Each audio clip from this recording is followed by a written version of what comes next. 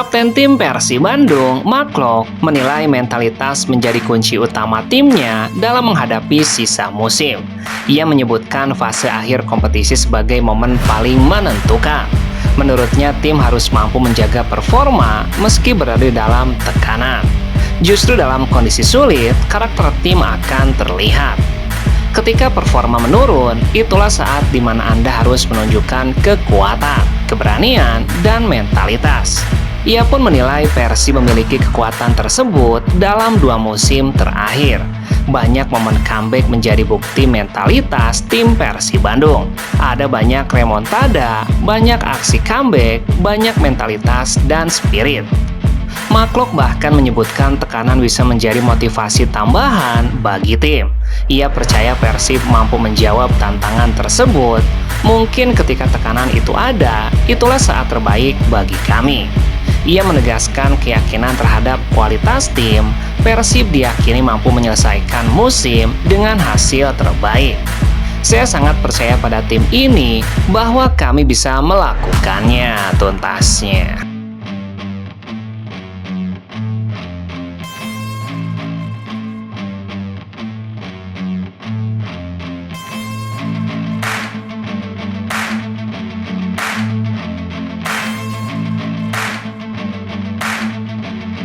Kabar mengejutkan datang dari Persib Bandung.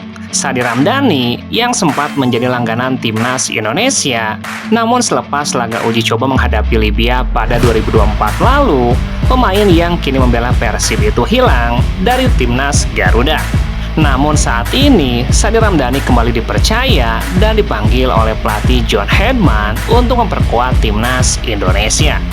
Pada awal kepelatihan Sintayong, Sadil sempat dapat beberapa kali kesempatan tampil di timnas, mulai di kualifikasi Piala Asia 2023, Piala AFF 2022, hingga awal kualifikasi Piala Dunia 2026. Namun setelah itu dia menghilang. Ketika kepelatihan timnas beralih ke Patrick Kluivert, Sadil tidak lagi mendapat kepercayaan, ditambah lagi banyak pemain yang main di posisi yang sama dengannya di timnas. Sadil harus bersaing dengan Ragnar Oratmagon, Rafael Struijk, hingga Beckham Putra, ditambah penampilannya yang sempat tidak stabil di akhir-akhir masanya di Sabah FC. Pada musim 2025-2026, Sadil memutuskan bergabung dengan Persib. Pilihan ini ternyata membantu meningkatkan lagi permainan Sadil yang sempat menurun di Sabah. Memang Sadil baru mencetak 4 gol dan 1 assist dalam 29 laga bersama Persib. Namun lebih dari itu, dia kerap memberikan warna berbeda bagi Persib setiap kali dimainkan, baik di kompetisi lokal maupun Asia. Dia juga tidak terlalu gerasak-gerusuk, permainannya lebih tenang dan taktis di bawah asuhan Boyan Hodak. Dengan bergabungnya lagi Sadil ke timnas, hal itu berpotensi menghadirkan warna baru, apalagi Sadil juga memiliki kemampuan individu dan gaya dobrak yang sama kuatnya dengan Beckham Putra. Sadil bisa menjadi senjata tambahan bagi timnas untuk mengarungi laga-laga internasional ke depannya, dan bisa menjadi opsi lain John Hedman untuk variasi lini serang tim Garuda. Menarik dinantikan kiprah kembalinya Sadil di timnas Garuda tuntasnya.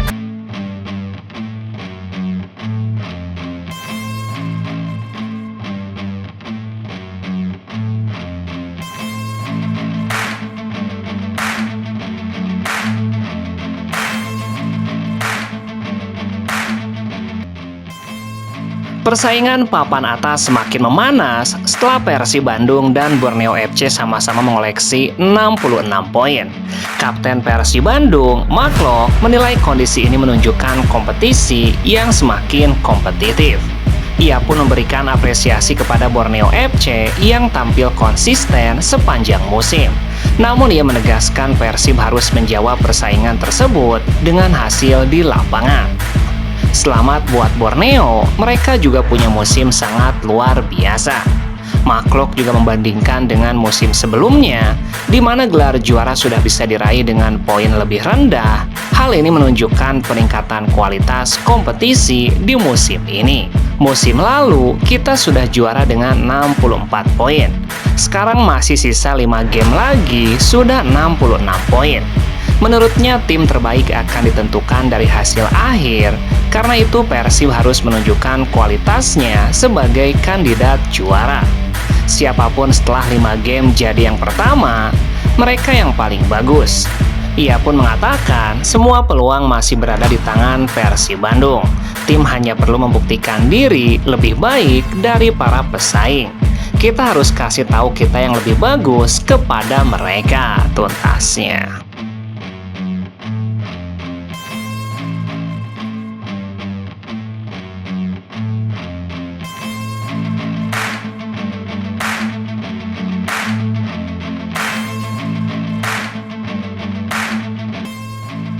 Operator Liga Indonesia, I-Liga, memberikan klarifikasi terkait rekaman video viral yang memperlihatkan ruang video asisten referee atau ruang VAR dalam kondisi kosong saat pertandingan. Direktur Utama I-Liga, Ferry Paulus, menegaskan bahwa laga lanjutan Championship Division tersebut sebenarnya berlangsung sesuai dengan prosedur dan protokol yang telah diterapkan.